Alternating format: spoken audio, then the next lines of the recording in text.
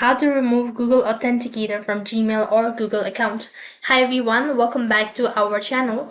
In this video, I'm going to walk you through the steps on how you can remove your Google Authenticator from Gmail or Google account. So in order to remove it, all you have to do is first thing first, go ahead and log in into your Gmail account or Google account.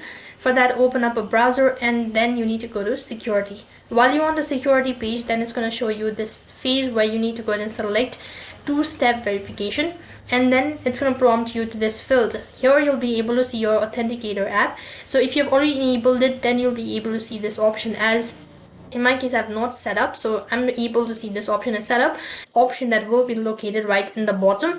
And it's going to take you to the field where you'll be able to see this sort of interface, and here right at the bottom you'll be able to see an option as disable Google Authenticator.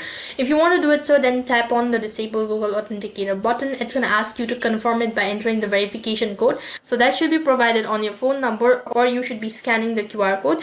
And as you do that, you've successfully disabled or removed your Google Authenticator from Gmail account.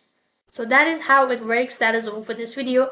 I hope the video was helpful. Make sure to like, share and subscribe to our channel. Thank you for watching. See you in the next video.